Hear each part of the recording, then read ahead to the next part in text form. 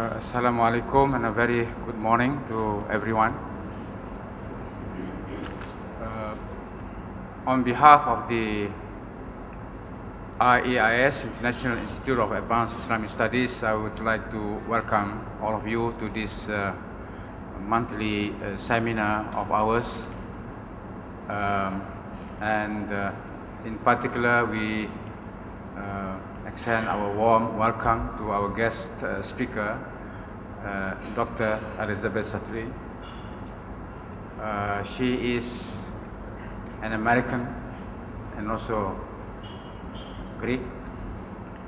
So without further ado, let me invite now Dr. Sahtouris to present her talk, and then after that I will make a little response, and that we should have ample time for discussion. So thank you very much.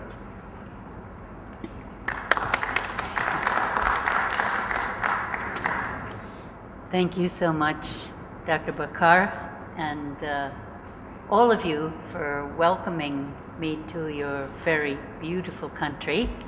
It is my first visit here, and I'm most happy to be here. I found Dr. Bakar through Dr. Nasser, whom many of you know as a leading Islamic scholar and historian of science as well. And I was very interested in some of the points that you quoted in your book from Dr. Nasser, in particular that modern science, which is also often called Western science, is not the only legitimate science of the natural order, and that in fact modern science has been a challenge to the Islamic worldview.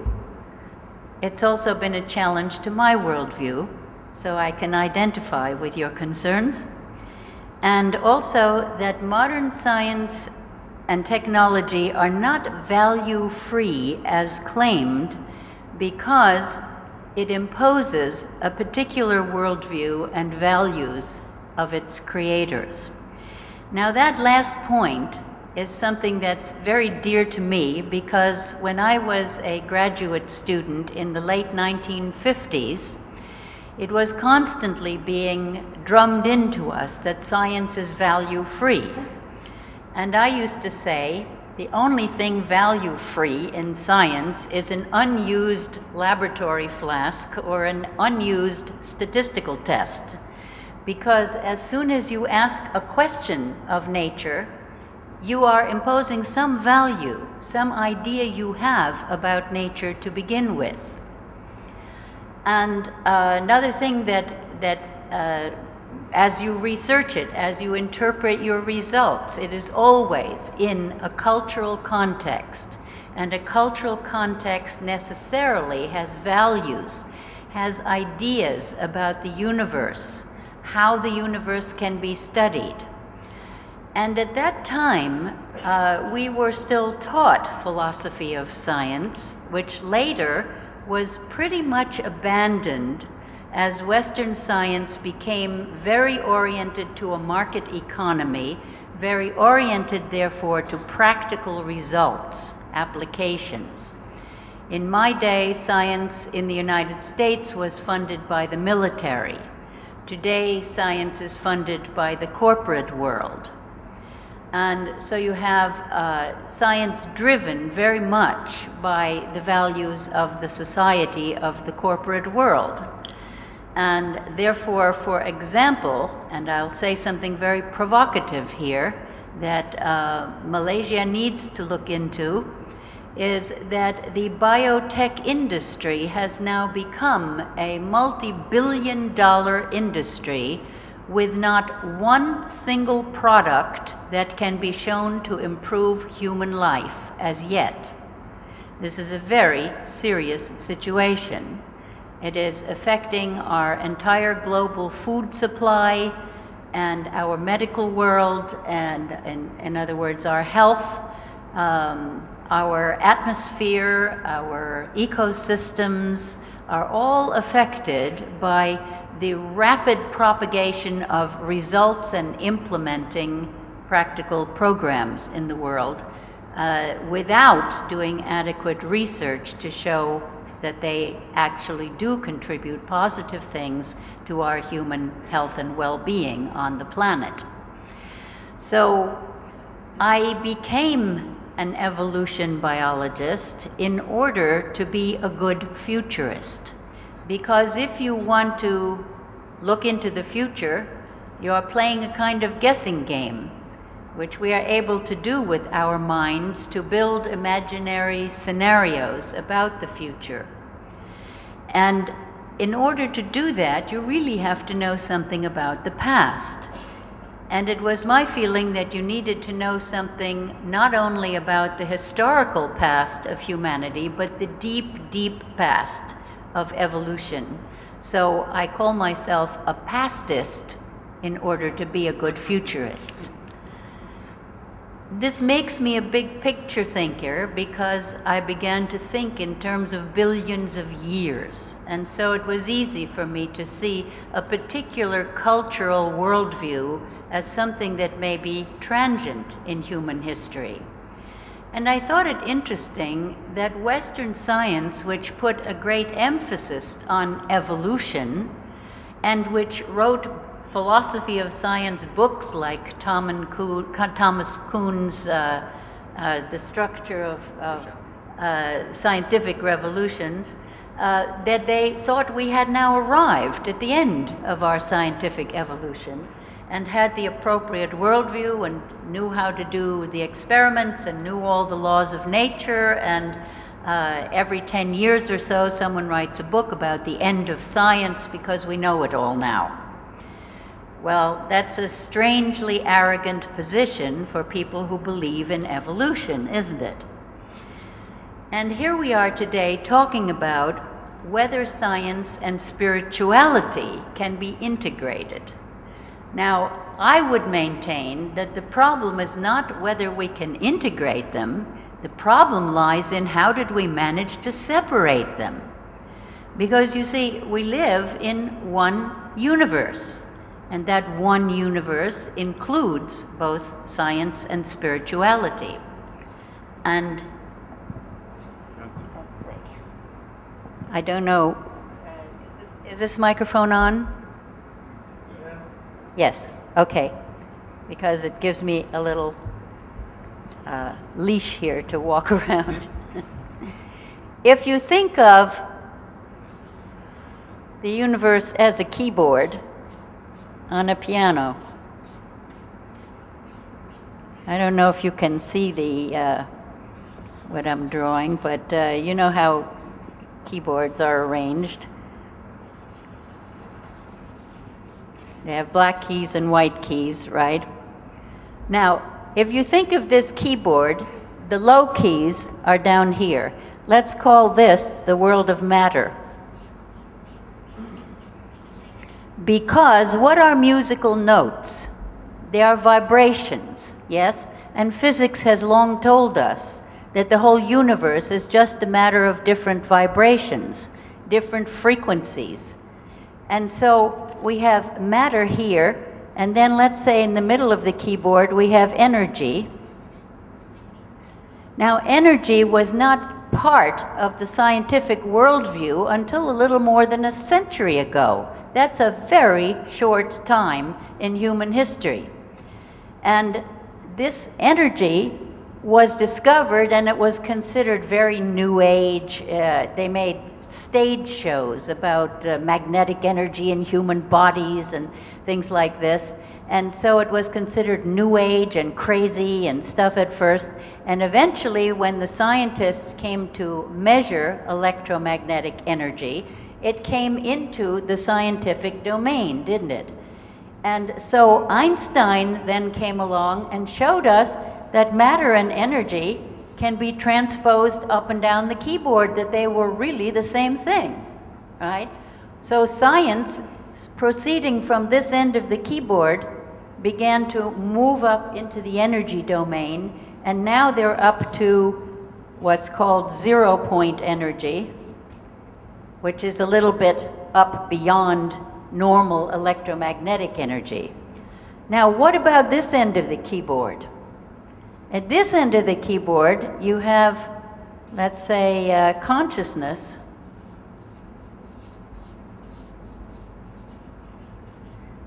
Maybe spirit. The religious people started looking at the same universe from this end.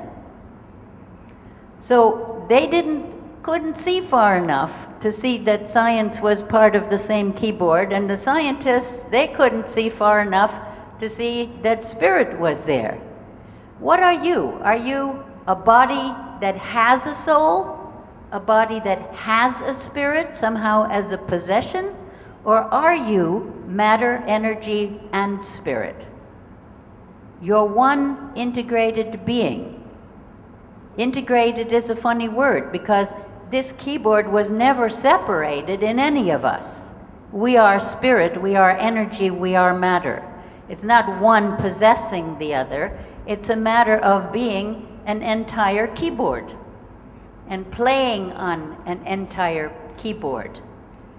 In the West, sometimes you hear people in the New Age say, we must raise our vibrations. And when I hear that, I say, yes, good idea, to be conscious of our highest self, our soul, our spirit. But don't forget to play in the low keys as well, because you will vibrate yourself right out of here.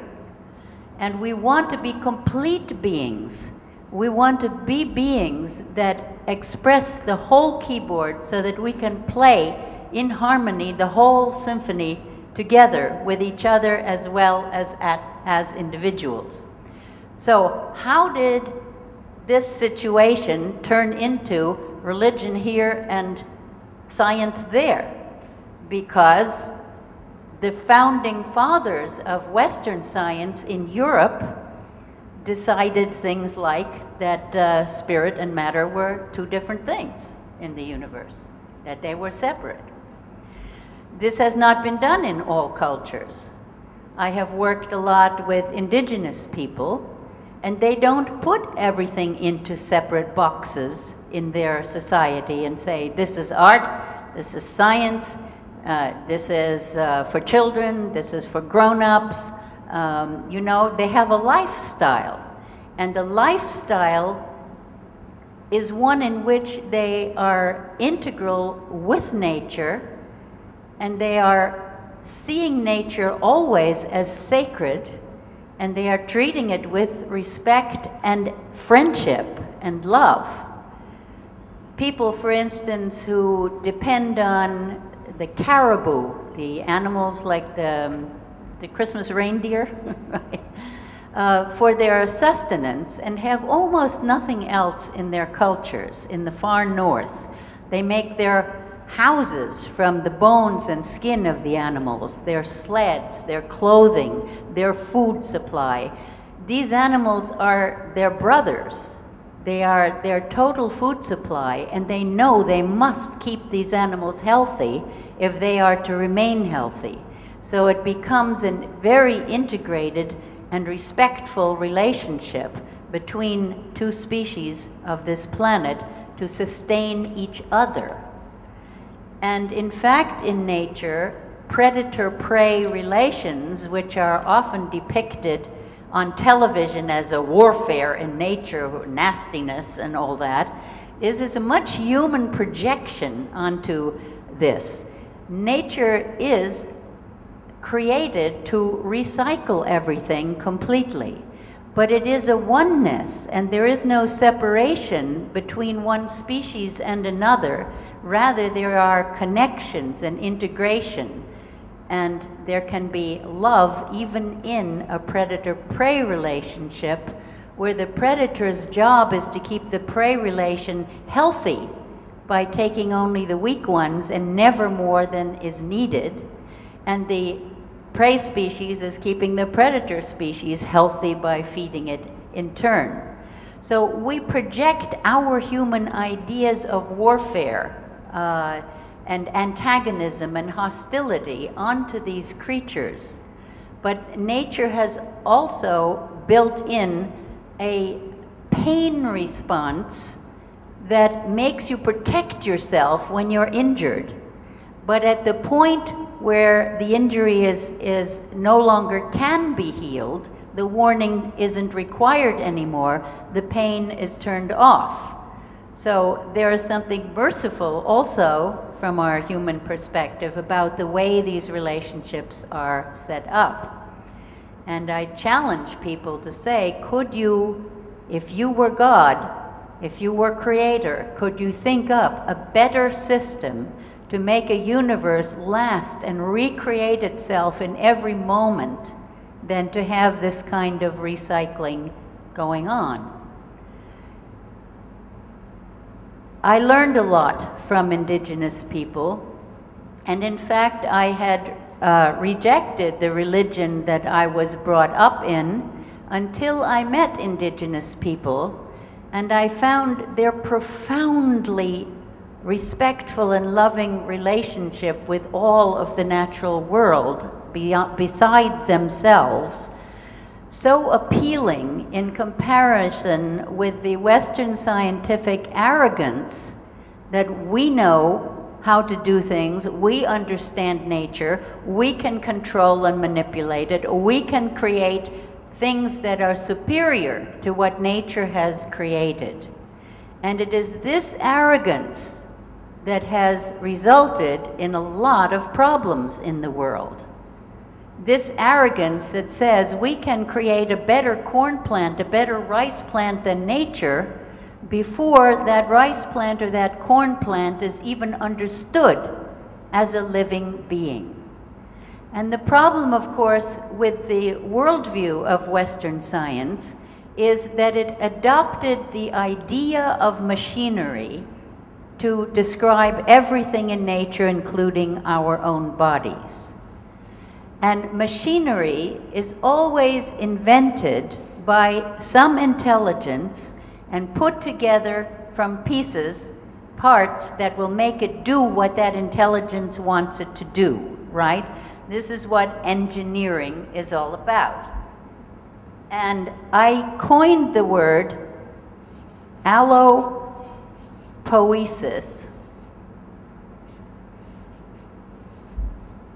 which means other created in Greek, for mechanisms, okay?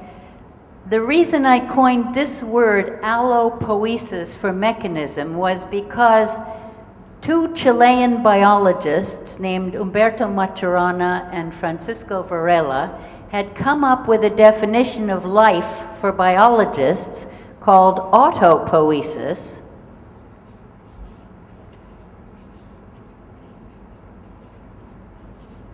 which means self-creation.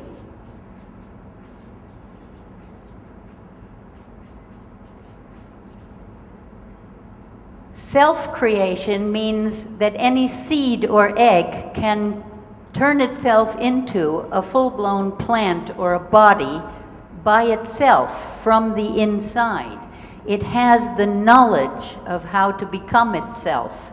It has the ability to become itself. A brain is not a computer. A computer is allopoietic because it is made from parts that were invented by an engineer, right? But a seed contains everything it needs to create itself. And an autopoietic entity can also repair itself when something goes wrong, while a machine has to again be repaired by an outside intelligence. Now, in the Cartesian universe of the French philosopher and mathematician Descartes, he said, God creates the machinery of nature. So God is allopoietic. He creates the machinery of nature and then puts a piece of God mind into his favorite robot, which was man, not woman, but just man, so that he too can be intelligent and create machinery. So now this was a nice idea at the time, Because imagine you are an inventor. You're making machinery. You can make these wonderful clocks with robots around and nightingales that you wind up and they flap their wings and play music, singing.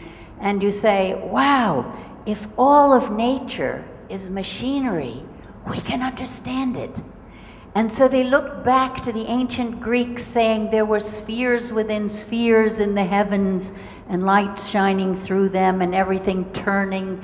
And they made these models in Europe of all the trajectories of the planets and everything to see this great mechanical universe that they could understand as engineers. But what happens then to the Western worldview is that at some point, the arrogance is such that you say, we have no need for the hypothesis of God. We can understand nature, and nature is all machinery. Now, what happens to the inventor? No more inventor. What happens to the explanation of how this machinery comes about? It must be by accident. If there is no creator and you want to keep the concept of machinery about nature, you have to say it must have all come about by accident. So you get this very strange story in Western science that says this is a non-living universe. To start with, that's an invention, because no other culture ever saw the universe as non-living. Non-living doesn't mean dead, it means it never was alive and it never will be alive, right? So non-life is a cultural concept applied to the universe. And you have to do this if you're going to claim that all nature is machinery, which is non-life. Allopoietic, meaning an intelligent living thing creates something that's not intelligent but is useful to humanity to do certain things for it, machinery. So Western science became fantastically good at inventing machinery. It only looked at those aspects of the natural world, whether it was a planetary movement or the pumping of a heart in a body. They only abstracted those elements that you could conceive as machinery, heart as pump. The brain in Freud's day was conceived as a plumbing system with emotions running around through the pipes and valves that could open or shut, and then the emotions would be blocked and the subconscious couldn't be part of the conscious. And then they invented the telephone. And suddenly the brain became a telephone switching network with all these elements. We could now see the individual neurons. So it must be like a great big telephone system. And then they invented the computer, and the brain became a computer. So we always had some mechanical metaphor all the way to now. Then it became a holographic device, and now it's a parallel processor. Always only as good as the latest technology, never seen as something that was not assembled from 10 billion neurons pasted together like the chips in a computer, but as something that grew from an egg, from one neuron that joined itself and split and made more and more into this complexity. So with this mechanical metaphor in Western science, everything is considered to be machinery, and therefore you cannot read intelligence into nature. So when I was a graduate student, they used to say anthropomorphism. How many of you have heard that word? Anthropomorphism is a sin. It means projecting human qualities onto other things in nature. It's heresy to science to do this. So I used to say, but how come mechanomorphism is okay? You want us to project machinery onto nature. And machinery is something invented by man So isn't that second-hand anthropomorphism? Well, nobody wanted to hear questions like that. But I did become very interested in the foundations of science. How do you build a science? A science is intended to be a structured, clear rule kind of process for obtaining knowledge about our world, in particular about the world of nature. But how do you start? How do you have to have some ideas in science. You have to build some theories in science about how the universe works. Well, before you can build a theory about the universe, you have to have a concept of a universe. And there you were with a fundamental concept that said, this is a non-living universe.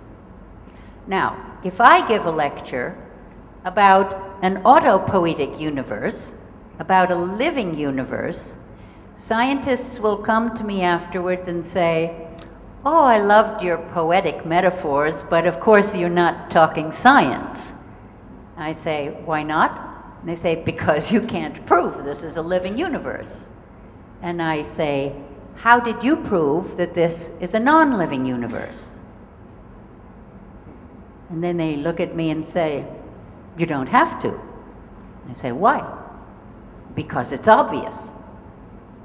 It's not obvious to me. It's not obvious to many cultures. Many human cultures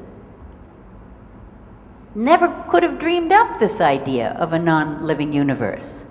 And yet the scientist doesn't recognize that they have a cultural belief as a foundational idea, concept in science. Now, is it bad to have a cultural belief at the foundation of science? No, you have to. There is no other way to do it.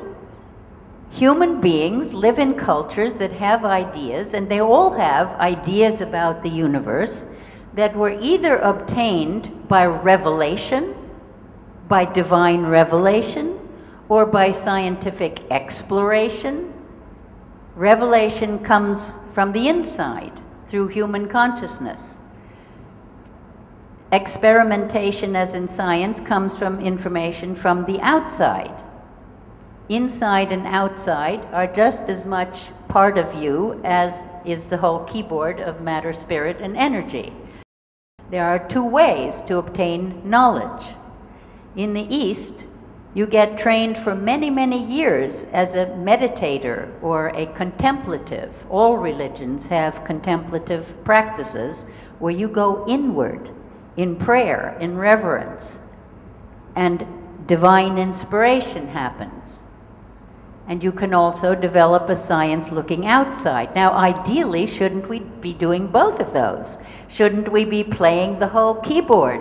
Shouldn't we be learning through our spirit as well as through our investigations of matter?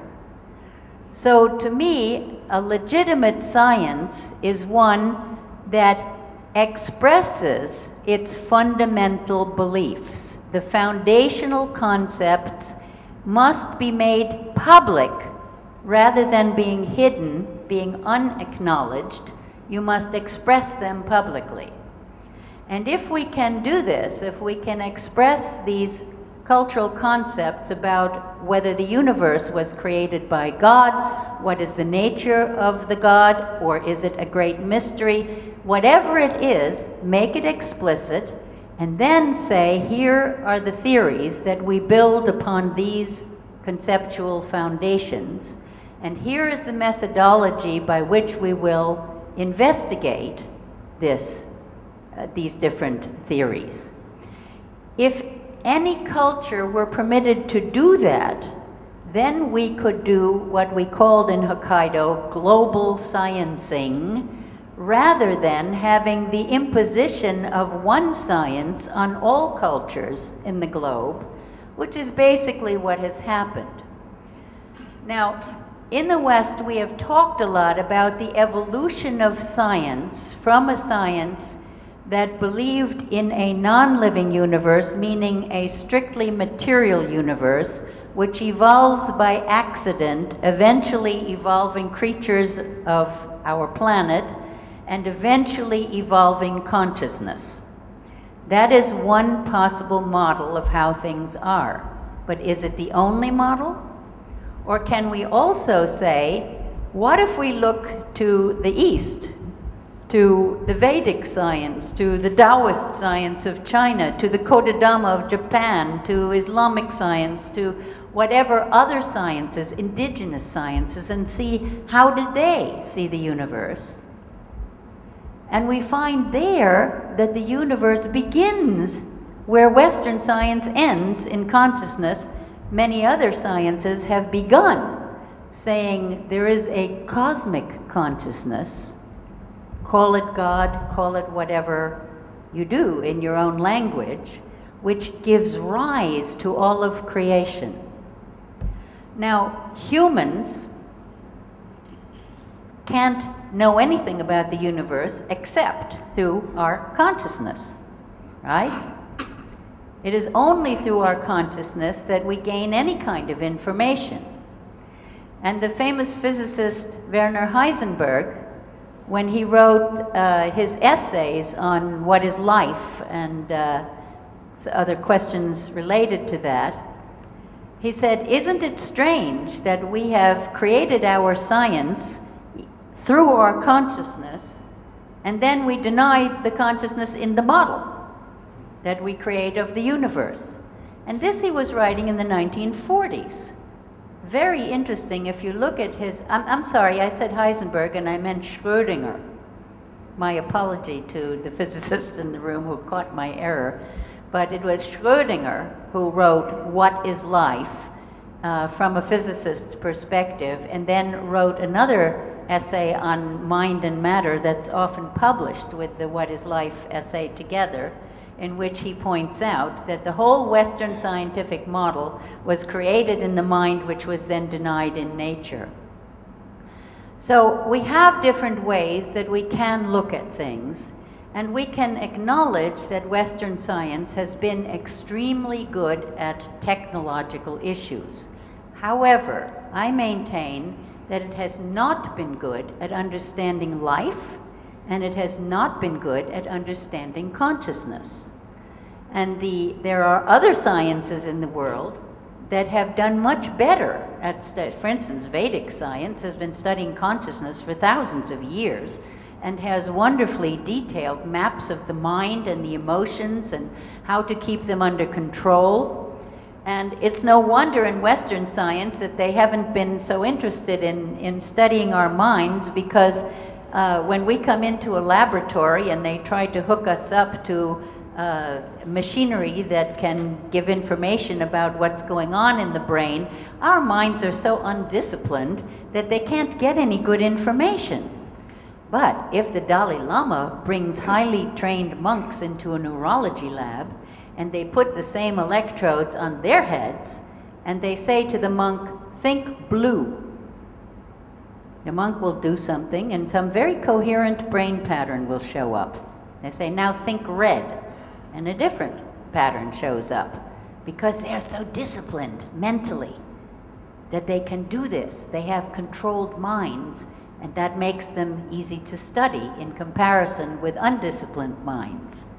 So if somebody has spent the same amount of time becoming a meditator as you have spent in the West getting a PhD, or getting a PhD anywhere in the world studying Western science, then why can't both of them be providing important information about how our universe works? So I would say to you that there is an evolution in which many people like myself, who got our PhDs in Western science, left academia basically to be able to think more freely for ourselves, and found ourselves gravitating more to the Eastern ideas of beginning with consciousness rather than squeezing it out of the brain at a very late stage. and therefore can see all of nature as intelligent, and when you see it as intelligent, you respect it, and you have more hope for building a better world. But does that mean that the science, consciousness-based science, should replace Western science in the usual conquest over something from the past model? Or should we say, let Western science continue to do what it's good at? Engineering. That's its logical application if it sees nature as mechanism. Let it keep doing that. Let it produce our cell phones or computers or whatever else we find very useful in the world. But let us have other sciences that are really good at studying psychology, at studying human nature, at studying biology, the ancient medicines. The ancient medicines of your culture, the Arabic science and of the Tibetan sciences and the Buddhists, many ancient sciences, indigenous medicines, are probably much better at healing in the long run than Western science. So let us aim at a consortium of sciences equivalent to the consortium of religions that we have in the world today, where we recognize that through interfaith dialogue we have things to offer each other. And the same thing should be true of science. And so I urge you, as Islamists, to reclaim your heritage of science and to stand up and say, here are our fundamental assumptions, here are our theories, this is our practice, these are the kinds of results we get, and we claim that we are an equivalent academy to yours of Western science. That we need not learn only one science any more than we can get along in this world anymore learning one language.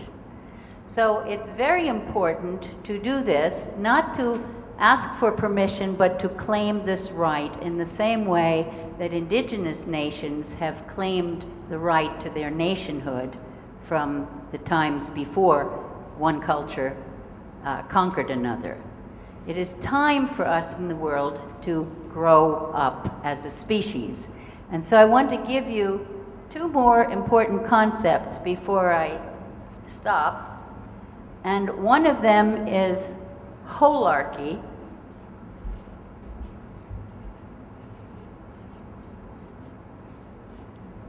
You all know the word hierarchy, hierarchia in Greek, which is the command and control structure of a church or a government or so on.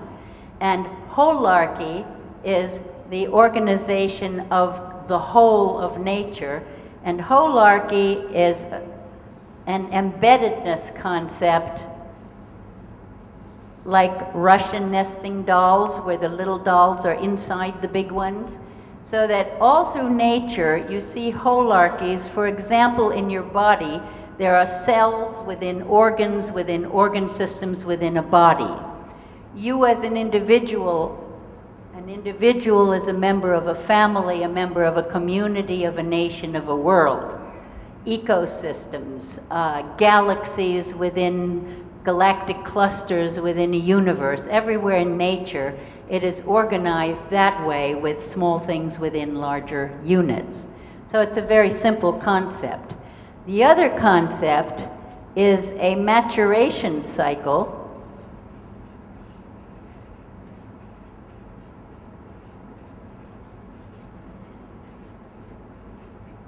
In nature, where some unity individuates. For example, the early Earth's crust was a homogenized mixture of minerals, and it differentiated itself into bacteria, into tiny little things that we recognize as living entities. And in nature, this kind of babies separate from mothers, there's individuation all over the place. And wherever you have different individuals in nature, some tensions will arise in conflicts of self-interest among them. This is a natural part of evolution, and it is the part of evolution described by the Darwinian hypothesis of evolution through competition. Because when there are differences in self-interest, you get a competitive situation going. This is a normal part of nature, but it's not the whole picture.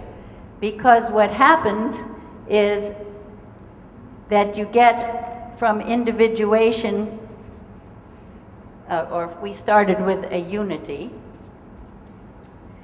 individuation, you get conflicts, and eventually, in the encounters of conflict, species discover that it might be possible to resolve some of those conflicts rather than killing each other. They can negotiate some of these differences, and so you end up with some cooperative schemes which can then build a new unity at a higher level. So the ancient bacteria, for instance, went through 1 billion years or more of hostile competition in which they were very creative, very inventive. They invented things like, after the free food that was lying around on the planet in the forms of sugars and acids had been consumed, they harnessed solar energy to make food. They invented the electric motor to get around faster in. Nanotechnologists are all trying to build bacterial motors that a bacterium can grow with 40 different proteins in it, with a rotor, a camshaft, ball bearings, the whole thing, just like a human-built electric motor, built into the bacterium to drive it with a tail, a flagellum, so that it can move faster and exploit more easily. So there were weapons of war, there were food production facilities. They even invented the first World Wide Web, the first internet, by exchanging DNA information among each other. And they do it to this day. It's the original genetic engineering, except that nature knows what it's doing and we humans don't. Because we don't see nature as alive, we don't see a bacterium as an intelligent entity that can solve problems, which it is. A bacterium can reinvent itself, can change its own DNA, can become a different kind in reaction to, say, an antibiotic that's thrown at it. They make an intelligent response, they reinvent themselves. But the genetic engineers aren't aware of this. So when they put a new gene into another organism, they basically have to crazy glue it into place, because otherwise the organism will clean it out. It recognizes that it doesn't belong there. And for years, every time they implanted a gene, when they looked for it, it was gone. Until they figured out how to force the genome to accept these things. Now, maybe there will come a time when genetic engineering is a reasonable thing, once we really understand life. But at present, that's not yet the case. Now, I want you to think about this cycle, because the second part of the cycle about cooperation is what the Soviets were teaching as evolution theory, Kropotkin's theory of cooperation in nature. The West loved the competitive thing because capitalism was its economic system and it fit. They liked it. So we ended up with a cosmology, a creation story, in which you have a non-living universe, starting with a Big Bang, running down forever afterwards through entropy, and then life evolving as an endless uphill struggle against this entropic destruction, in which you have to compete to succeed. And eventually the whole thing washes away because entropy overpowers life. Now that is the most depressing creation story any culture has ever thought up. There's no hope in it, there's no spirit in it, there's no life in it, except a losing battle in competition. Is it any wonder that a culture with that creation story developed a consumer society where the only comfort in life is acquiring more things? You see, that's what happens when you try to do it without spirit. You try to fulfill human needs through stuff, through things. And that's why we desperately need alternative sciences that say, we respect you for your great ability to build machinery, but we would like to take on the mission, self-appointed, of understanding life, of understanding spirit, of understanding the other aspects of life. And the women are going to be very important because they understand life better than anybody else. And everybody's recognizing this need now. In the business world, men are writing books about the right brain, about cooperation and design and multitasking and all these things that women naturally do well. They are trying to reinvent in the business world, so they need you there too. It's a fantastic time to be alive. And when you see this embeddedness that's natural in nature together with that evolution cycle, where the Western Darwinian part of evolution is the juvenile phase of a species, very important, you can't have a grown-up without being an adolescent first. And the second part is where the species discovers that it is cheaper, more energy efficient to feed your enemy than to kill them. What a concept. Imagine if they understood that in the United States government. That a small fraction of the money it took to destroy whole countries and cultures could have made friends, could have built the global family that we're really heading for. And when I talk about globalization at the other venue, I will talk more about how you can see globalization as actually this process of change from competition to cooperation.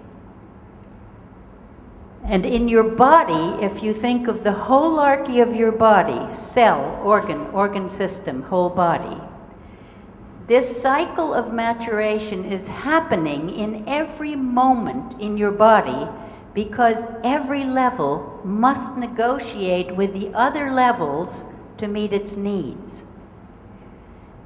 Communism tried to sacrifice individual interest to the interest of the collective, and it didn't work. People lost their motivation, their ambition, their creativity. But capitalism sacrificed community to individual interest so that the community got lost. Again, we have to put these things together. Put Darwin together with Kropotkin. Put the Soviet theory together with the capitalist theory. Nature doesn't do either ors, it does both ands. Everywhere in nature you see conservative nature with things that work well. Why change things that are working really well? Sharks and cockroaches have worked for millions of years. Without needing change, they can adapt to any changes around them. But when things go wrong, when there's an extinction, when there's an ice age, when there's a hot age, nature gets wildly creative.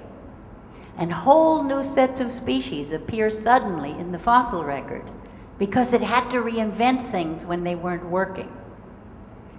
So in your body, every level is negotiating with every other level because every level must meet its self-interest. The organ must meet self-interest as well as the cell, as well as the whole body.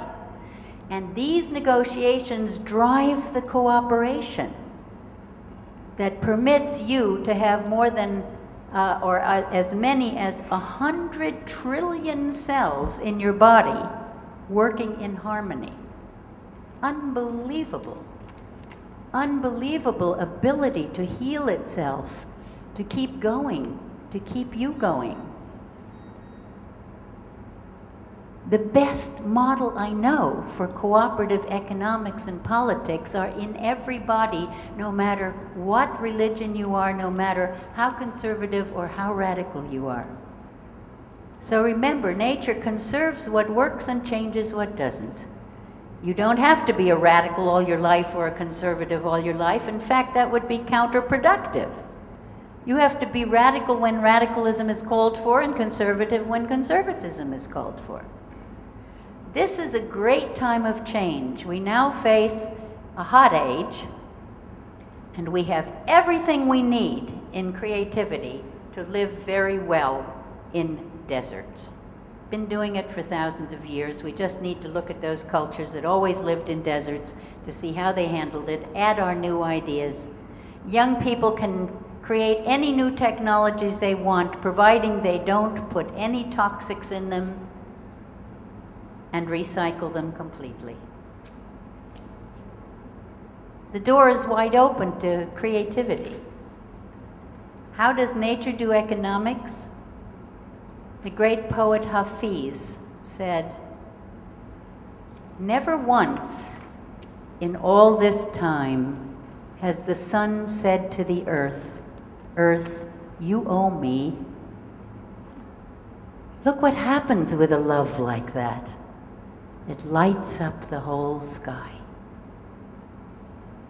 Can we do economics the way the sun gives to the earth? Rumi said, "Why do you stay in prison when the door is so wide open?" I leave you with that thought, that the door is open now to cooperation, to reclaiming your Islamic science that doesn't disconnect from spirituality, to elevate it to be on a par with Western science. This is not about conquest now. It's about sharing and cooperation. And that's what we get to do with the driver of the hot age and the economic crisis showing us that the money system is unsustainable. We have to reinvent it all. And there too, I call upon Islam, which has always been opposed to money lending, to get creative about a money supply that is not issued as debt.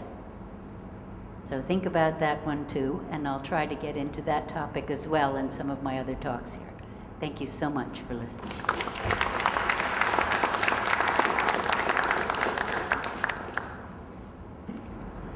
Well, thank you very much, Dr. Elisabet, for your exciting presentation.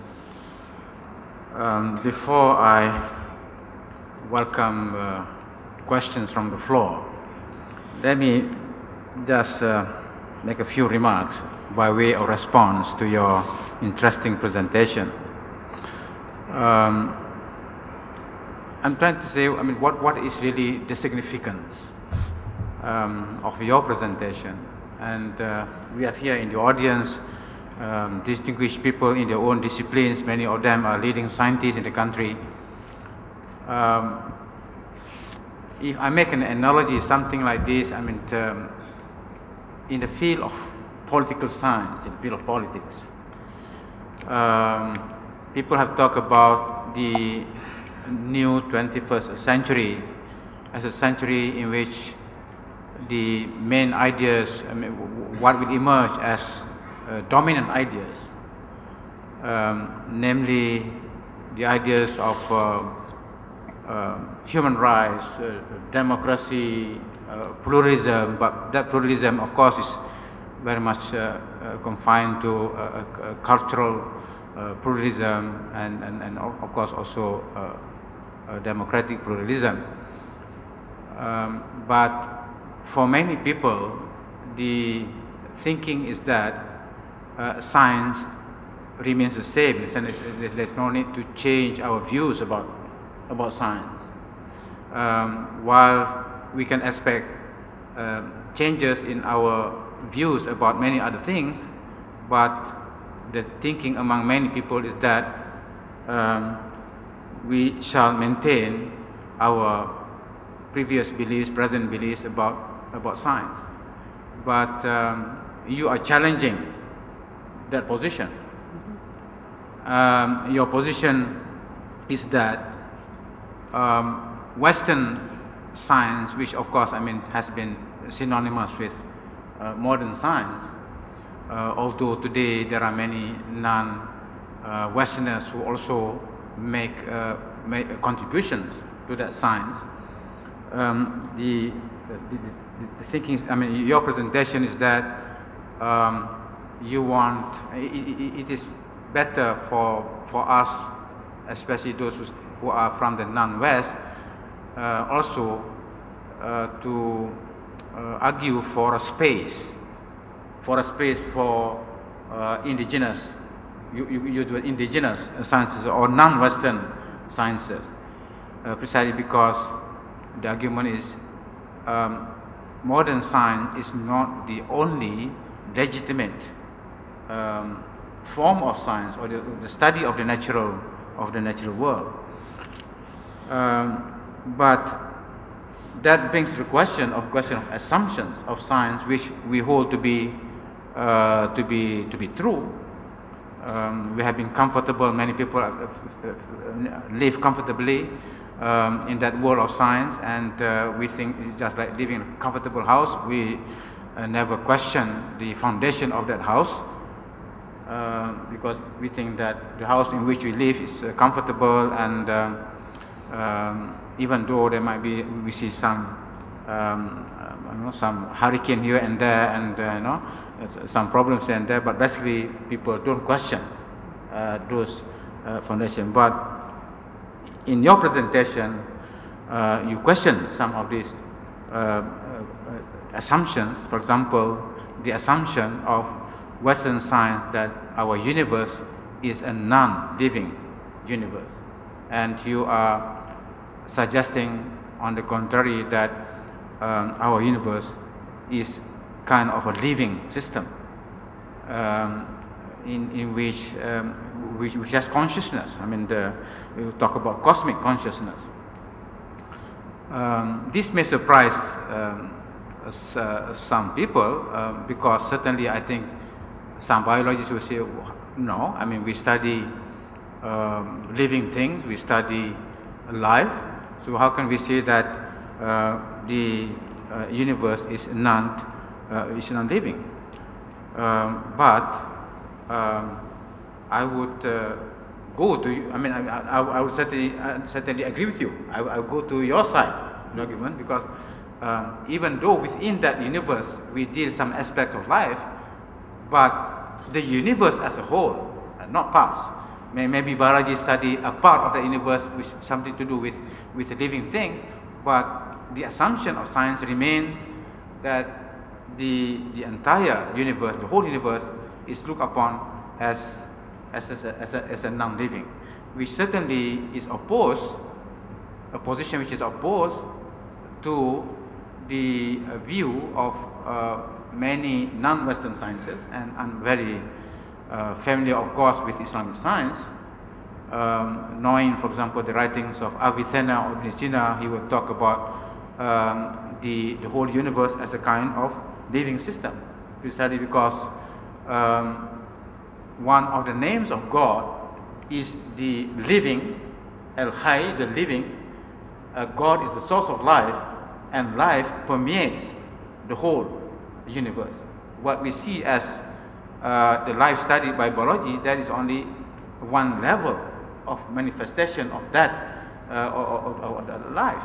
So your point that, I mean, we can accept the assumption that there's a non-living universe. Certainly, I would agree entirely with you. And you emphasize the fact that I think what is emphasized in this non-living universe is the machine, or the machinery. Everything is looked upon as a machine. Even the body, or human body, is looked upon. But people will say, well, I mean, that assumption has produced good results, precisely because science has looked upon nature as a machine, has looked upon the human body as a machine. We have also made progress in the fields of medicine. Certainly, most of the advancements in surgery and so on, in the organ transplantation and so on, is precisely because the consequence of looking upon the body as a machine. It is something for you to respond later. But earlier, much earlier in your presentation, I thought it's quite very interesting. They said, how can we say that, to the question, is science and spirituality, is it possible to integrate? And I thought it's very interesting when you said that, how can you say, otherwise, in other words, what is surprising is how come the two have been able to be separate when reality points otherwise. And you said that the world of science and the world of spirituality should not lose sight of each other, because they constitute, they are parts of the same reality. At this point, I just would like to make this point that we here at the organizer here at IAIS basically did not. There was a good reason why we did not, for example, have the topic science and religion, but instead science and spirituality are the two. This is important because if you have limited to say the science and religion, or if you have focus on that, in the thinking of many people, they would have discussed the topic more from a kind of a moral point of view, from an ethical point of view, because religion then, what is emphasized in the term religion is more on the moral and ethical dimension, which pertains more to what we do. But by maintaining the word spirituality, another dimension of religion, which is which unfortunately is not talked about by the followers, the majority of followers in each religion. I think in each religion, the emphasis when talk about religion is always on ethics and morality. But what about what religion has to say about, has got to say about the universe, about the nature of the universe, about the reality of the universe? And that one, I think we have to go to another dimension of religion, which normally we call spirituality. I think that's important. And you said that at some point in your life, you left academic. After you left academic, so that you'll be able to think for yourself. And I pick up that one. My good friend Tugu Azman, he smiled. He said, this is very interesting. In other words, when you are part of the academia, it's as if you're in prison or something like that, in some way of thinking. And then when you left the academia, you felt free, able to think, something different that is more real than the reality you encounter in academia. I thought that's, this brings me to this question. I think we know there are certain dogma there. Yeah, there are many scientists who lead a double life. Yes. Is there a double life? As a scientist, they say, as scientists, forget about God. We do not want to bring God. We don't want to bring consciousness, no spirituality, nothing. We have to follow the rules of the what we call the official worldview, to subscribe to the official view of what science is. But on Sunday, they may go to church. In the church, then they're a different person. In the synagogue, they're a different person. In the mosque, they're a different person. Also, I think this is a very, very interesting thing. Many scientists lead a double life, quite contradictory in a sense. So no wonder that you find liberation after leaving the academia. But we hope we should not lead that kind of life. We should be able to lead that. So how? I think that is interesting. So I pick up that, And finally, I just want to respond here to your last presentation, evolution through competition. Am I right to say, please, I mean, if I remember, you said that you are a former Darwinian? Did what? Former Darwinian? Yeah. In the sense that your understanding of evolution now Yes. is not what Darwin has. Well, I think Darwin adequately describes the first stage of a species evolution, the juvenile stage of a species. But Yeah. then you move into with humans, we expect an adolescent to be feisty and combative and know-it-all and stuff like that, and inventive, and then we expect by the time they are 40 or 50, they're going to be a cooperative member of society. You're referring to very interesting the living part of the living universe, what we call in Greek the autopoiesis, the self creation. In other words, there's some power, inherent power within the universe to renew itself. Yes. And something which reminds us of what many Sufis talk about, the constant renewal of the universe. The constant renewal. Yes. That at every moment the world is created anew. Yes, it is. I don't know whether it's something that's close to what you said. Yes, I totally believe that. That's the new physics.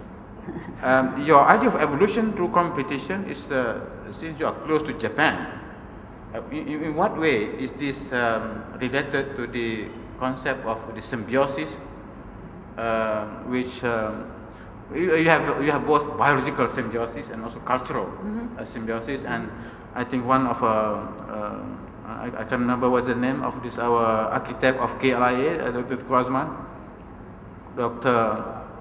Kurokawa, yes. Our architect, the architect of our Kuala Lumpur International Airport, the author of the philosophy of symbiosis, where he talks about, a lot of things is quite similar to what you mentioned about evolution through competition, but also a kind of mutual help, class competition. Yes. In other words, so it's, the two both play an important role in nature. So, but basically, there is a new concept of evolution from what has been understood. Yes, in the past over the past century. Because it got politically and economically separated between the East and the West. One developed the youthful part of evolution, the other one developed the more mature part of evolution. Okay, I think I just want to make that response to your presentation. I'm sure we have benefited a lot, and now open to the floor. Yes, do we have Nirwan? Do we have microphones? Can I take 3 questions first? They can come to Number 2, Professor 3. So Nirwan, Should they you come? start, please, and then Professor Mudathir, and then Norman.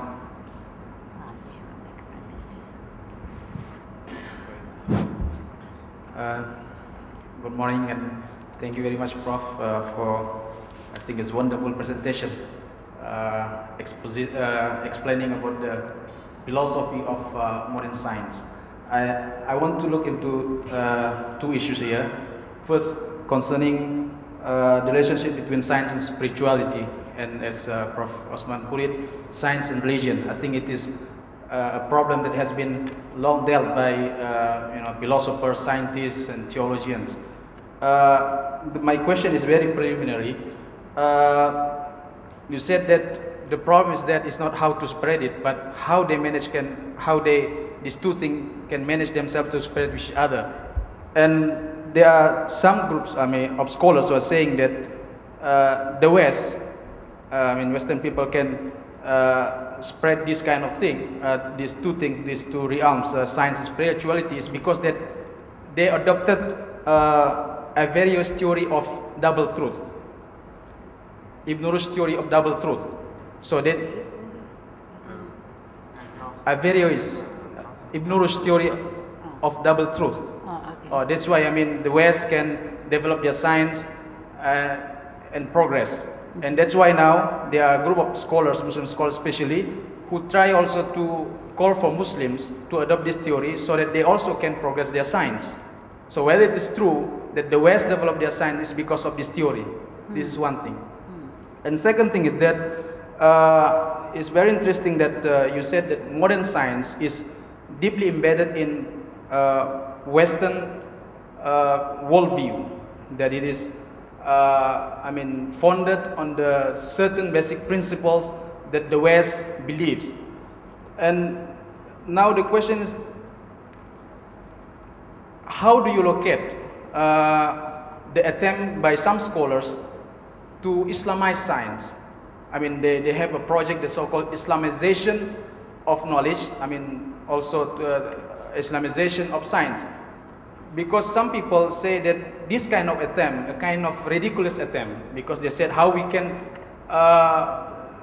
Islamize something that has been fixed. So how do you put then this attempt of Islamization of science within the context of your suggestion, global science? Thank you very much. To respond. Yes. Very deep and important questions you're asking. The question of spirituality versus religion you also raised in your comments. And this is a very important distinction to make. To me, spirituality is what all humans have inside themselves, some connection with the divine whole. And religion has become very culture bound, so that the different religions in the world have very cultural rules. I mean, for instance, the relationship between men and women and how that's handled in a culture has nothing to do with spirituality. In spirituality, all humans are equal, and so are all other beings of the universe, right? It is what connects us to oneness, has nothing to do with cultural ideas about what should women have to do and what should men have to do and what food should we eat and what food should we not eat and things of that kind, which belong to religion. However, every religion, as I said earlier, has had a deeply contemplative and deeply intellectual contemplative tradition within it that doesn't address those cultural rules, but addresses the deep connection of us to each other, to God, to whatever name you use for the creative power, for the cosmic consciousness, for this internal creation of the whole universe that doesn't recognize the cultural taboos and distinctions. So when we talk about science and spirituality, there's absolutely no conflict, in my way of thinking, between science and spirituality. There may well be a distinction, a conflict between science and religion. And if the Islamization of science means that one dogma is going to oppose another dogma, because science is just as dogmatic as the religions. Science is, in a sense, the secular religion, if I can put those two words together without it being an oxymoron. Once the European church and state rule, the alliance of church and state, ruled the cultures of Europe. Through the Industrial Revolution and through the church's rejection of science in the West, I mean, all the founding fathers of science were Christians in Europe, some Jewish scientists as well, and there was, of course, the influence of Arab science, but predominantly it was Christian founders of the religion who then rejected their own God and thus split science from religion. Their science was then adopted by the new industrialists. So you had a new union of industry and science that replaced the power of church and state in secular nations. So science is then elevated to the position of having to tell the creation story, which was formerly told by religious bodies, right? So now science is telling a creation story based on cultural beliefs about what is the nature of the universe and how can we study it and one of the foundational beliefs, another of the foundational beliefs of Western science was we can stand apart from nature and study it without affecting it. Well, if everything is oneness, that's impossible. And the consciousness of the experimenter can influence the results of the experiment, which has now been shown evidentially in science, but it violates a fundamental belief in science, a foundational principle that you can be apart from nature, and therefore you can treat it as object and as a pile of resources for humans to do what they want with, and all of those things that we now see that at the same time that it led to a lot of creativity, it also led to a lot of destruction. So yes, you must be careful about what is meant by the Islamization of science. If it means a cultural backwardness that's going to limit scientific discovery, then you have to address that question and stand up for a good principle.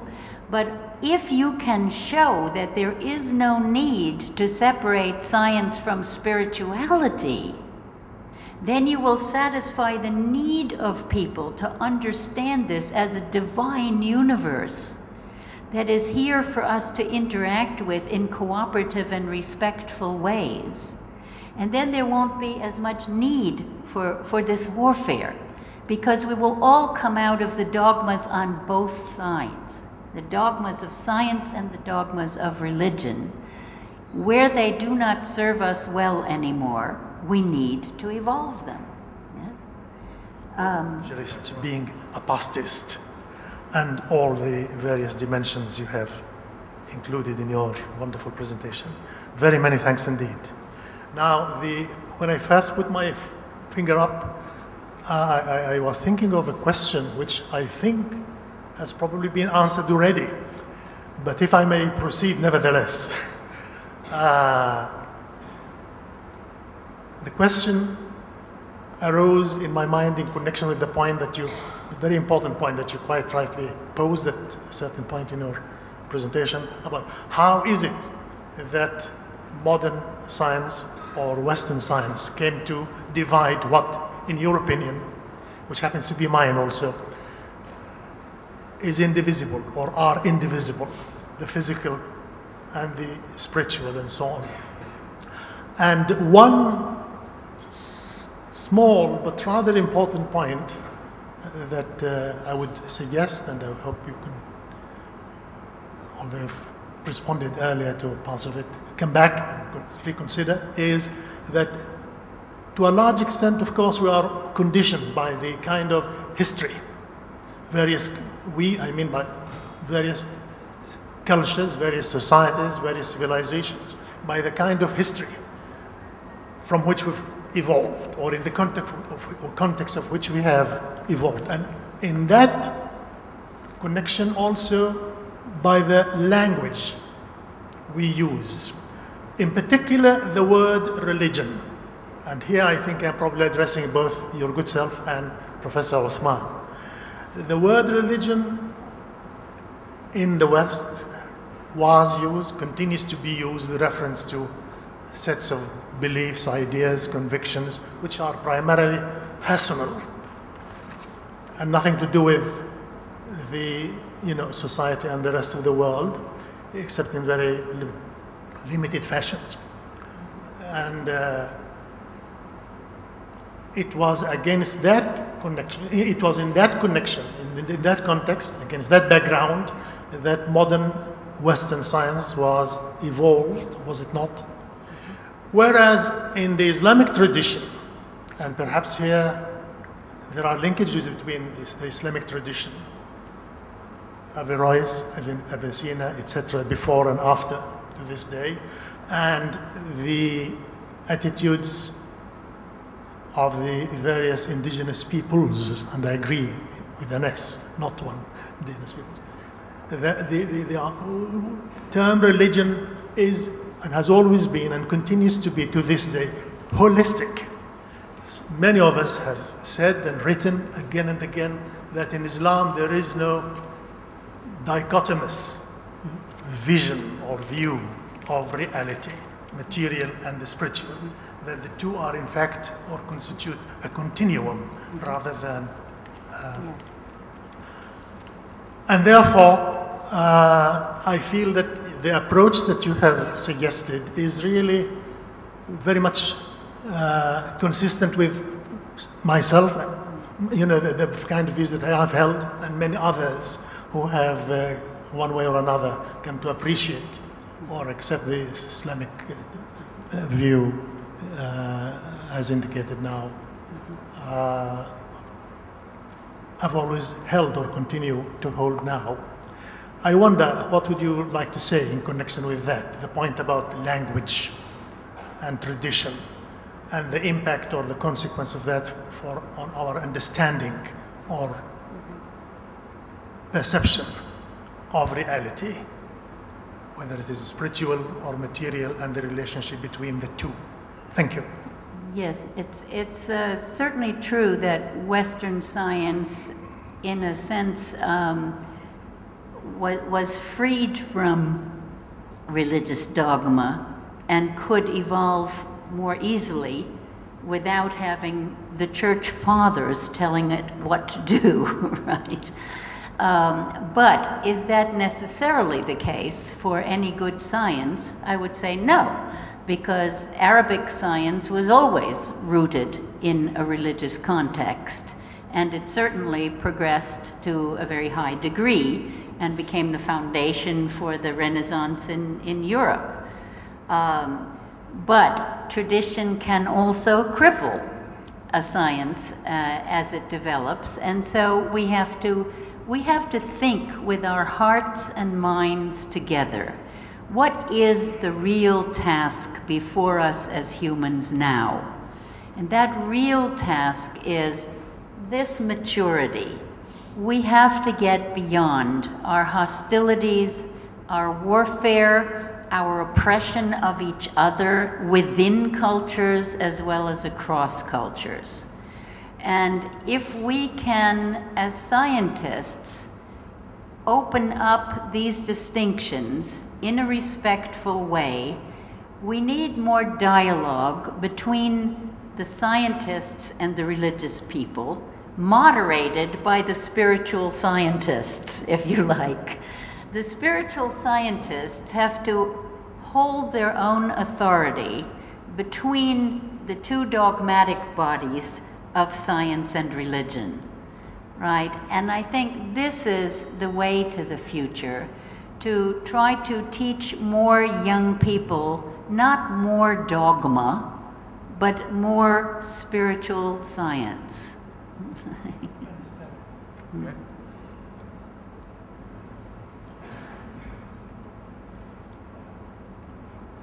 I don't know whether to call you Liz or Betty or what will you call in high school, because your name is spelled as Elisabet. I said, shall I call you Dr. Elisabeth or you can call me Elisabet. Sahtouris or Liz? My questions are down to earth. Who are the indigenous people that you are familiar with? And then you said that you found your religion again after you met the indigenous people. Could you elaborate? What is your religious affiliation now? Are you with the Greek Orthodox Church? And my third question, again down to earth. You are an evolutionary biologist. You haven't actually answered Dr. Osman Bakar's question. Do you accept Darwin's theory in total? And the fourth question. You are now lecturing at the Brainbridge Graduate Institute MBA program for sustainable business. My background is not academic. My background is the corporate world. I'm an engineer, disillusioned engineer, business-wise. Now, could you elaborate, what is your exposure to business that you qualified to go and teach in this MBA program? With my apologies. Thank you. He's a tough one, huh? Starting with the indigenous people with whom I'm familiar. I was a co-founder of something called the Worldwide Indigenous Science Network. And the reason we founded this organization was that in dialogues between some Western scientists and some indigenous people, we felt that many indigenous cultures had had legitimate sciences of astronomy, of medicine, of biology, of agricultural sciences, social sciences, etc., and that we wanted to give back to the indigenous cultures a recognition of their own sciences, because many of them had been made to feel very inferior in the world. And there would be a double educational program in educating Western science to the fact that other sciences exist, and in teaching the young people of indigenous cultures that there was something to respect in their own cultures. And this is as true of Islam as of any indigenous culture, as of Chinese Taoism or whatever. Every culture needs to respect the positive aspects of its own traditions and evolve the things it no longer needs. A friend of mine who is a business consultant, training businessmen, takes them to Kenya to work with the Maasai people in Kenya and to learn business principles from Maasai communities.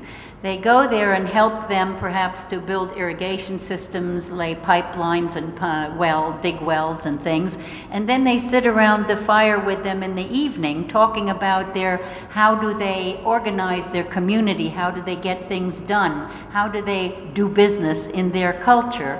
And some wonderful principles come out that turn out to be very useful to people in the business world. Myself some African indigenous cultures. In the Worldwide Indigenous Science Network, we had Samis from Europe in the north. We have Inuit people from Greenland and other parts of the north. We have a number of North American tribes. The Constitution of the United States was based on the great law of peace of the Iroquois people, because there was no model for democracy in Europe when the United States was founded. So Benjamin Franklin, one of our founding fathers in America, was friends with the Iroquois leaders and learned about their constitution, the division of powers in the government, and the checks and balances of the different departments of government and so forth. But they left out important things from that culture because voting was never part of the Iroquois democracy, because voting leaves out up to half the people in the agreement, and their agreements were made by consensus. Consensus is a very important way of negotiating things in a society, because it forces you to do what happens in your body, where the cell's self-interest may come up against the self-interest of the organ it's part of. The individual interest doesn't always match the community interest.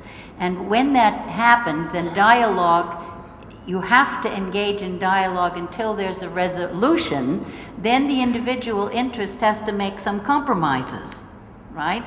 And this is, again, something important for the business world. Then we had South American Indians. I have an informally adopted son of the Quechua people in the Andes. Now, I went to the Andes, to the mountains of South America, to the Peruvian Andes, to study their ancient agricultural sciences, which were the most sophisticated agricultural sciences in the history of the world. These are the people who gave us over half the food eaten in the world today. All of the corn, which they bred from grasses, and up there the kernels of corn are this big, 5 times as big as our corn, maize. All of the tomato, pepper, eggplant, potato family comes from there. All of the amaranth grains, huge in Asia, all come from the Andes, development of agriculture, where they did sophisticated scientific experiments for which seeds would grow best under which climate conditions, and then could be exported to that part of the Inca Empire, which stretched over 2,000 miles of territory in South America. And so I went there, and then I learned about that culture which had given rise to this sophisticated agricultural science, and discovered it also had astronomy and medicine. And my adopted son, Puma, was trained from the age of 3 to the age of 24, 21 years of training by his grandfather as a medicine priest, a religious scientist. He delivered his first baby at 12 years old. His grandfather delivered all the babies in the area and never lost one. Why? Because communion with the mother and the baby before it's born, knowing what the baby needs, having an attitude of welcoming a new soul into the world in a gentle and friendly way, rather than treating pregnancy as an illness that must go to a hospital and be operated upon. And that's something I wanted to say about Western medicine to you when you raised the question of, but didn't Western science give us great medical advances? It did in some respects, but it's good at the slash, burn, and poison stuff of intervening in the body and treating an illness as an enemy that has to be conquered or removed or, you know, whatever. It's done that well, but it has not done healing very well at all. And I haven't been to a doctor in 25 years. And I learned to trust my own body's cells to be able to heal the things that happen as you get older. You know, next month I'll be 73, and there are a lot of things that go wrong over time, but most of them, if you wait a while and don't run to a doctor, they go away again, especially if you are in an attitude of gratitude to your own body, your own self. This is a God-evolved body that is made to last a certain length of time before it gets recycled, right? But we have this attitude that the expert has to come in and fix allopathic medicine from the outside. You are the expert who can fix this thing that you don't even understand very well. So yes, we can cut out some damaged parts and then maybe you will last longer and things like that, but we really need two kinds of medicine here. We need to reclaim some of the Eastern, more gentle healing and preventive medicines.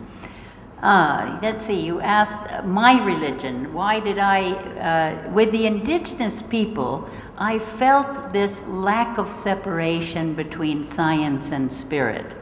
When I went to a sweat lodge in North America, and you sit there on the ground, naked, on the earth mother, and you pray in an attitude of gratitude, not an attitude of give me this or give me that or do this for me or do that for that, but to express your gratitude, and you are sweating and mixing your water with the steam coming from the hot stones with the water poured on them. To me, this was a church. This was where I was planted down on the earth in nature, appreciating it, sharing my water with the earth's water, breathing together with it, knowing the spirits that came into that church, that sweat lodge. And I said, this to me is a religion I can understand, the great spirit of nature. In the deep contemplative tradition of Islam, isn't that what God is? God is the spirit of nature, the creative power, the source of everything. So that helped me to connect, because what I had learned in church was more like a big guy in a white beard just sitting on a cloud telling me what to do and watching if I'm being good or bad and, you know, all of those things, which just didn't work so well for me. So while I was married in a Greek Orthodox church, I am not a practitioner of any religion in any systematic way. I am happy to go into a mosque or into a church or into a synagogue and to learn about other people's religions, but I'm a planet person and a futurist of the body of humanity. So, as the Dalai Lama says, don't give up your religion to become a Buddhist. Practice the common religion of humanity as kindness. if we are all kind to each other, we have no more war. We can live with our conflicts. And let me ask you all one question. How many of you have close family members who seem to live in a different reality from yours? Raise your hand if you have any family members. Keep them up for a minute. Everybody think about this. Now look around the room and see that you are not alone. I have a brother who is a retired Marine colonel, and we have never agreed politically on anything. And throughout this campaign with Obama versus McCain, we exchanged emails. He's my spiritual practice. Can I continue to respect and love my brother if he has a completely different worldview from mine? If we cannot learn to do this, we cannot be global family. And believe me, we would not want everyone on earth to be a practitioner of Islam any more than we'd want everyone to be a Christian or everyone to be a Jew or everyone to be indigenous. We need the diversity for creativity. Nature has no spot on earth that doesn't have thousands of different species, even if they're too small for you to see. They're everywhere. Diversity is required for creativity. Can we have different philosophies, different religions, different sciences, and not kill each other over it? We have been granted a brain that has the freedom to choose our relationships with each other. In most of nature, animals come wired knowing how to govern themselves, how to find mates, how to build nests and homes, how to do things. But we are the creatures who must choose. That's God's way of saying, can you grow up, or will you only be children scrapping all the time? Can you grow up? Can you learn to respect each other? One universe, one God, one creative source. Does it matter by what name we call him or what cultural rules we build around that name? Or does it matter that we all recognize our oneness with each other? And to get to the end of your questions, two more. I do not accept the Darwinian theory in its entirety. I respect the idea of evolution, and I hold the concept of the eternal now. None of us have ever been outside of now. It's strange that science never addresses this question, isn't it? That we are always in consciousness if we are having any experience, and that it is always now. That the future is a construct, and the past is something we call a memory. But we're always in now, and in the deepest reality, I believe that the now is all there is. Linear time is a necessary and convenient construct of modern physics, of physics and of experience of people. We experience life as a timeline, and it helps us plan. If we didn't have a concept of time, we wouldn't all be here together to have this dialogue, right? So it's absolutely necessary, but is it deeply real? I don't think so. Are we evolving through a timeline, or is creation in the moment? Technically, I believe some physicists already believe, and more will in the future, that we are recreated in every moment. Now think of that in relation to medicine. There have been people from time to time who have healed illnesses in an instant, who have grown longer bones, who have done all kinds of things that we consider miraculous, because they understood reality from this perspective of recreation in the moment. It's very hard to do in our culture because we are so conditioned, right? But anyway, I accept evolution, and I accept that there is a certain amount of competition in nature that's creative, and that hostile competition can turn into mature cooperation, which is beyond Darwin. Darwin said humans have to introduce ethics into nature. I say my body practices ethics in every moment because the cell respects the organ and negotiates with it. And 100 trillion cells are working in harmony, communing with each other, as well as communicating through electricity and chemistry and so forth. So I see the ethics there. If the universe is created by the divine, wouldn't ethics be built in somewhere already? Do we have to invent it in our juvenile, new kind of free-choosing brain? I don't think so. I think we can recognize it and copy it the way every technology has been copied from nature. We fly like birds, we tunnel like moles, we make computers that try to think like us, right? There's no other inspiration except God nature. So let's look there for the ethics examples too, and not turn into hostility some of the things that are actually cooperative in nature. And lastly, with respect to my business expertise, why should I be able to teach business people? For the simple reason that businesses are living entities because they're made of humans. Their businesses are a group of people in relationship with each other to perform certain purposes. What purposes? To contribute to an economy. Is nature an economy? I think so, because in nature, things use resources, they transform them, they make products, they distribute them, they consume them, they recycle them. So maybe business has something to learn from nature. But businesses, unfortunately, because of the Western scientific model, were organized as machinery. And the ideal business, like the ideal government, was supposed to run like a well-oiled machine. And the big argument between the Soviet Union and the capitalist West was, who has the perfect social machinery? We're not machines. Young people do not want to be put in a cubicle and told what to do. And businesses are failing because young people don't want to be put into cubicles and told what to do. They want to be treated like intelligent participants in a living system.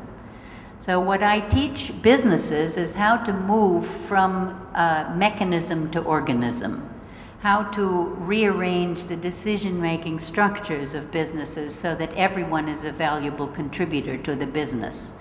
And believe me, the businesses that behave like living systems, that respect their employees, that don't have control problems because people like working in them, they feel more valued, and the businesses do better, they have less absenteeism, they often make more money because the workers have a more vested interest in having their own company do well, rather than fighting against the boss and things like that.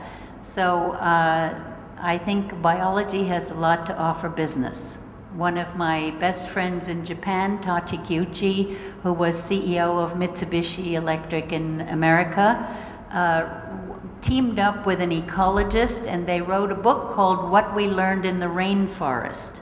And they said, there is no problem that has ever been faced by a business that has not been faced and solved in a rainforest. So I leave you with that thought. Lots of questions that one.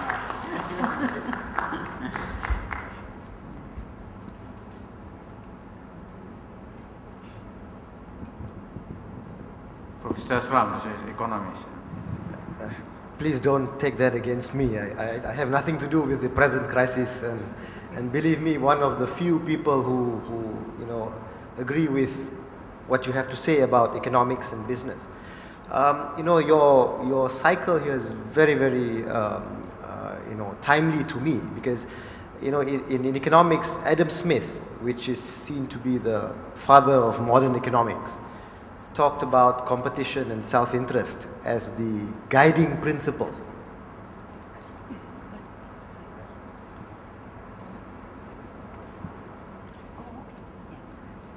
Adam Smith looked at competition and self-interest, and in your cycle, I would draw an arrow going out of the cycle to look at what he talked about. Whereas in the same year, in 1776, Shah Waliullah in Mughal India looked at his society and talked about cooperation as the principle that society has to follow.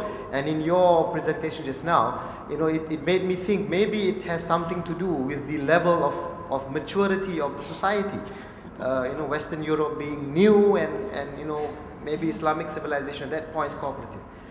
Unfortunately, whether it was the view of Shah Waliullah or the views of the scholars in the West who wanted to promote cooperation, it didn't stick. It didn't become what we do, what we teach in universities, in our economics and business textbooks.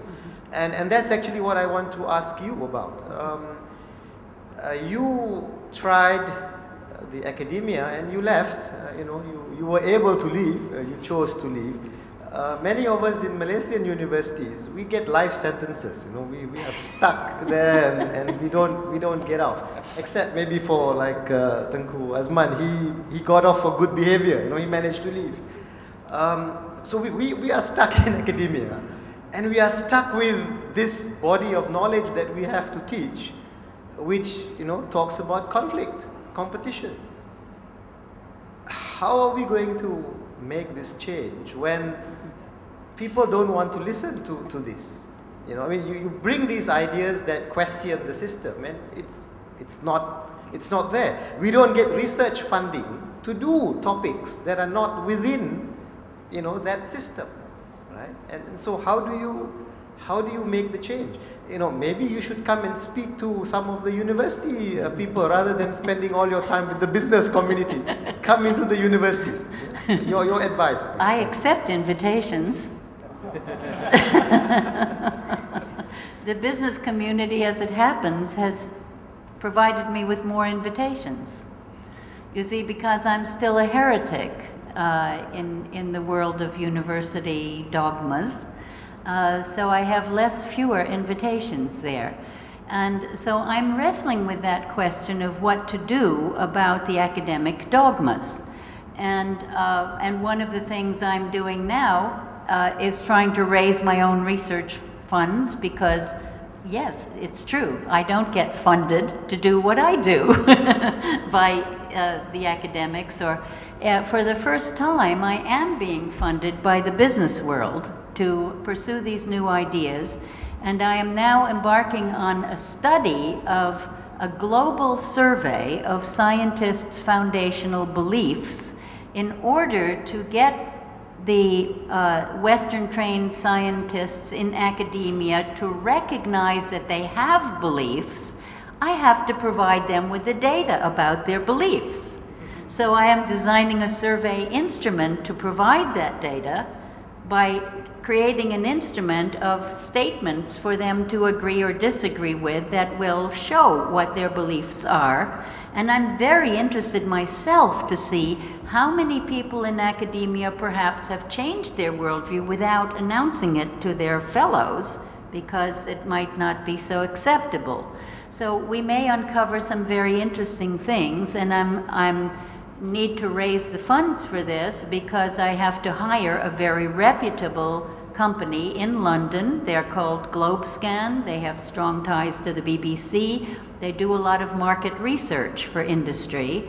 And to my surprise, they were very interested in this project, but I'm here to talk to people about raising funds for this, so that we can open up the possibility for a more global dialogue on science. And I would love to have the same study done about economists, because economists also have these fundamental beliefs. In fact, Western economics, which is not a science, and there is no Nobel Prize in economics. There is a Swedish bank prize given in the same venue as the Nobel Prizes that is told to the world as though it is a Nobel Prize, but economics is not a science. It is very definitely based on foundational beliefs, including the belief that every human being works for its self-interest. That's juvenile phase economics. It belies the community self-interest. And it belies the ability of human beings to actively work for the welfare of their community once they are mature enough to see that their life cannot be good if the community life isn't good.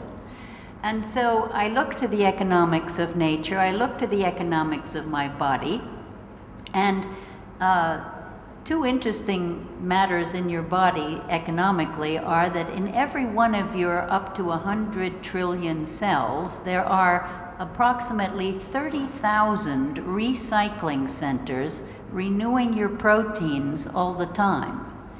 And this is one of the things economics has ignored, is what happens to waste products. And that's why we get all this pollution and not nearly enough recycling. The other interesting thing is that every one of your cells has about 1,000 banks that are giving out free money all day with no interest, no usury.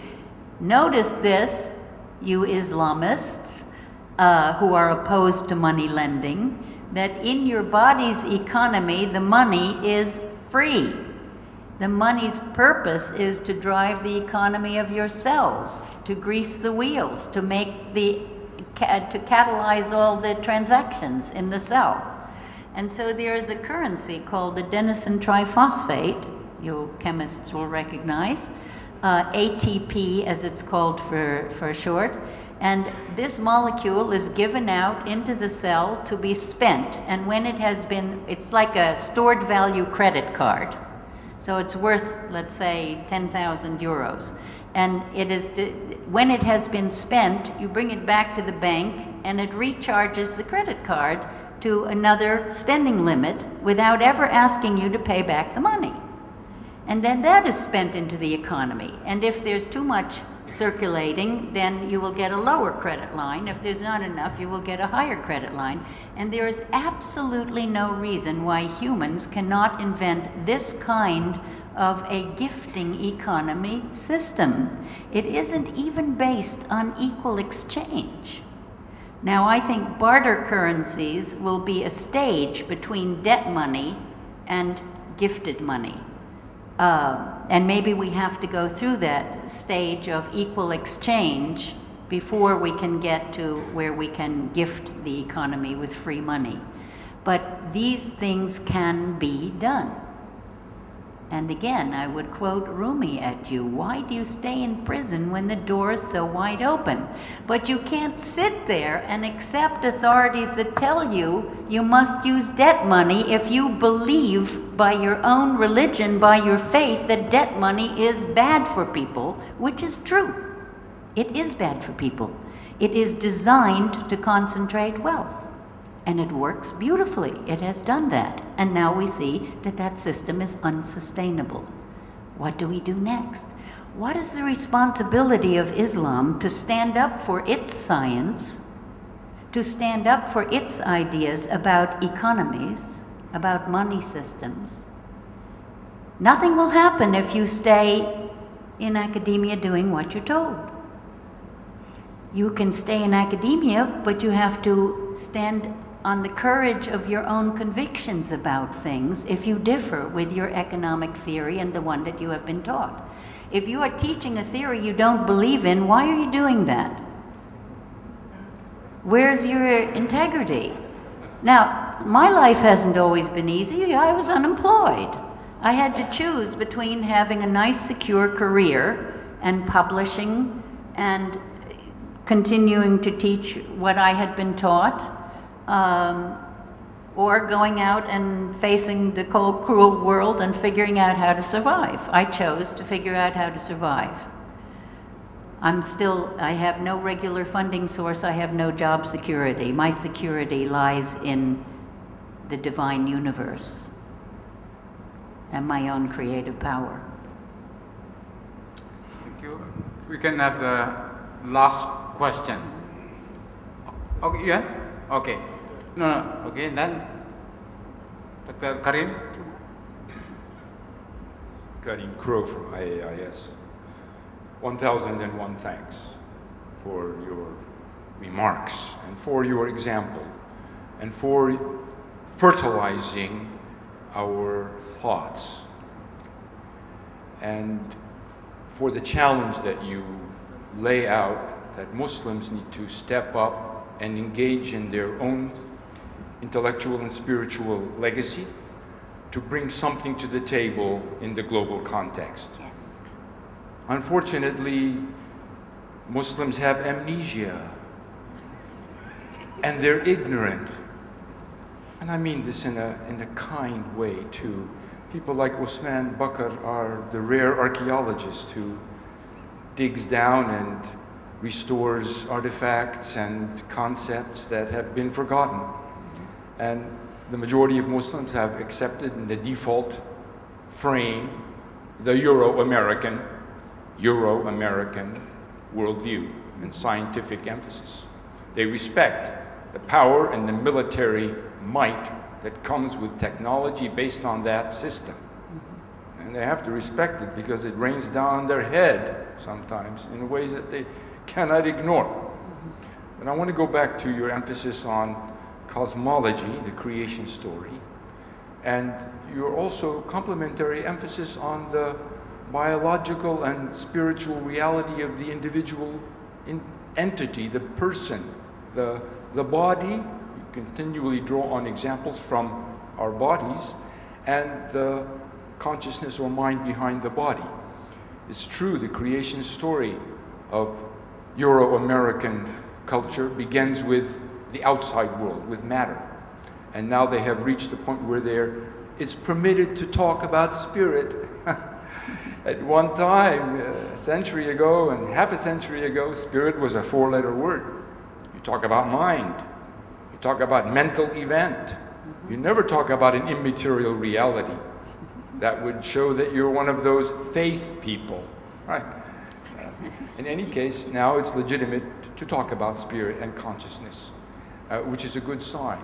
Other traditions started with spirit or mind and came to matter. Even the ancient European tradition, Neoplatonism, is all about that. Being, mind, awareness results in the physical universe. And the physical universe is of a far lesser reality than the energy behind it. But when we look at the next challenge for people, besides the creation stories, we have to also know our own story, our own individual entity, who we are and what we are. Matter, energy, spirit, mind.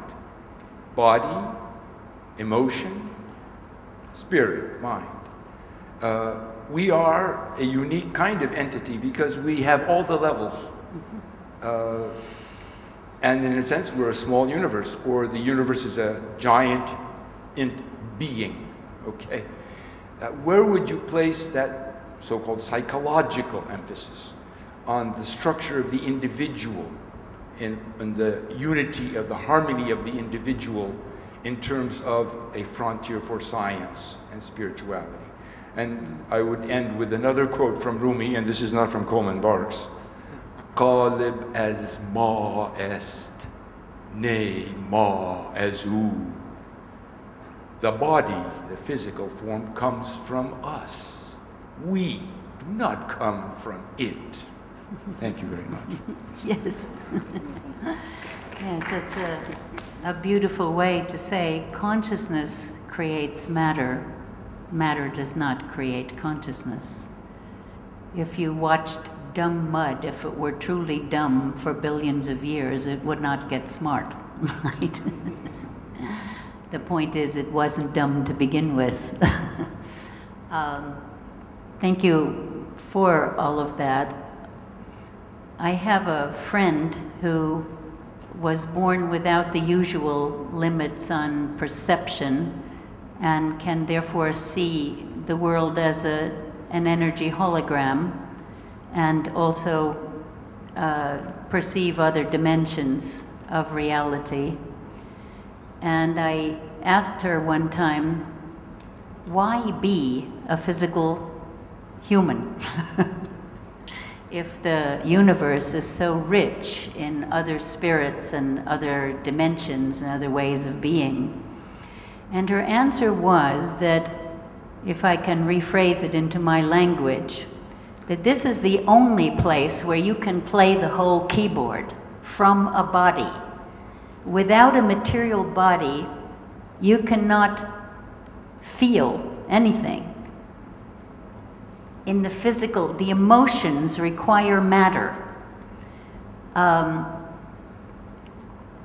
There's a book called Meetings with an Archangel, in which the protagonist, or the angel says, the angel Michael, I believe, says to the protagonist, "Don't look to us angels for compassion, because we can't even feel passion. So how can we feel compassion with you? We look at you who have bodies, and we admire you because it's clearly a struggle and you're going through stuff that we have no idea what it's about, but we look upon you with envy for what you can learn by having a physical body, because only from a physical body can you go all the way from the basest vibrations of matter to God. Angels can only play on the upper half of the keyboard." So I say to you, it is a privilege in this universe to have a physical human body, to have a mind with the freedom to choose how to conduct yourself, to have cultural heritages where you can look and see what in our heritage is worth preserving and what do we need to give up and what do we need to add that is new to our culture. This is the evolution you were intended to practice as a human being of spirit, energy, mind, body, emotions, having a whole keyboard to play on. What music can we play with each other to achieve new harmonies?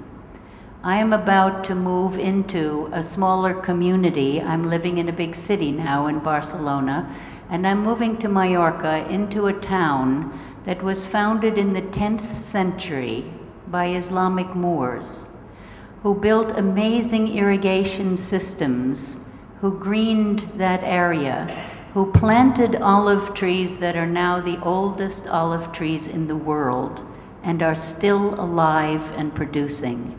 Their trunks are bigger than I can stretch, and their tops are healthy and young and new each year. They are still producing fruit after 1,000 years. What a heritage. I want to study that irrigation system. I want to work there on water harvesting. I want to look at the Islamic tradition of building gardens in deserts. I hope you will all look at that too and reclaim it, because much more of this planet is going to be desert in the next few generations. And this is a wonderful heritage to give. So look to your best spiritual traditions, look at your best cultural practices, look at your best ancient sciences, and see what you can do to weave them into something new and productive that will regain respect in the world, the way the United States has to now regain its respect in the world. The Muslim image has been damaged by your fundamentalists, the way our cultural heritage was damaged and our image in the world was damaged by our fundamentalists. So let us work together and get beyond our dogmas into the best of our cultures and be friends and global family. Thank you. Last question. As I said at the beginning of my lecture, the problem is not the integration, the problem is the separation. That science and spirit were not separated until modern science separated them. And, you know, is divine purpose in the world, and that everything that humans go through, we go through to learn something from it. And the Western civilization and the way it developed its science, the way it mechanized its science, the whole birth of the secular state, the practice of individuality to an almost preposterous degree needed to be done, because we need to claim our individuality in the world in order to bring a higher level of community to evolution. So individuation is not an end in itself, but it's like a detour that had to happen so that we can come together again. So each of these things, we waste our energy completely by despising something, by attacking, by hating. We want to analyze and see what role might this have played in evolution, or what role, somebody said the other day, could Obama have happened if the United States had not attacked Iraq? Maybe not, you know. Part of the human drama, I choose to see this as a human drama. Take your consciousness up above a little bit. You know, Pacific indigenous sailors used to have many ways of navigating, and then they would say, if all else fails, stand tall in your canoe until you can see the land. They were acknowledging that we can take our point of consciousness out of our body to some other perspective and see further, right? I mean, how many of you have not enjoyed a beach in Hawaii during a dull lecture? We are capable of taking our consciousness somewhere else, aren't we? Of seeing from a distance, or of being in a different place in our wonderful imaginations. So if we rise up in those imaginations and look at what's happening in the world as a very interesting human drama, and then what is your job? You are a volunteer in this drama. You have to play some kind of a role in it. So you're obligated, if you want to play your role well, to understand what the plot is, to understand what's happening. Where did we come from? What are these cultural differences? What are these political forces? What are these economic theories? How does this drama fit together? And where do I want to play in it? You can choose your own role in this drama, but you have to play it within the drama. And you don't want to be banging your head against a wall all your life. You want to be moving with your creative energy in a direction that fulfills you, that makes you happy. Because if you're not happy doing what you're doing, nobody else will want to do it with you. We have to inspire each other. We have to draw on our own creativity, and we have to be hungry for understanding what's happening. Then we can choose our role in this drama without being angry about, when you go to the theater, you're not mad at the villain, you say, wow, did he play a good villain? Yeah? So, can you say that about Dick Cheney or about Saddam Hussein or whoever? Can say, wow, they played a real villain and things happened because of that force that moved in the world. How do we move this world along this evolutionary cycle? How do we grow up and stop these hostilities? What role can I play? Do I want to do it as a musician, as an artist, as a teacher, as a scientist, as a gardener? How do I want to do it? Right? So be conscious of your own beliefs. Treat your garden of beliefs like a garden of flowers. Some of them you will not want in the future, so you will plant new ones. You will tend them, cultivate them, make harmonious patterns in your garden, but be aware. What do I believe? Why do I believe it? Where do my ideas come from? Who do I accept as an authority to change my belief? And teach children to do the same thing. Conscious as God would want us to be conscious, and we can live as though God is looking through our eyes and working through our hands and walking on our feet. We can see ourselves as the leading edge of evolution and go forward together. Yeah. Thank you very much. With that, we come to a close. We have benefited from Dr. Elisabet's talk.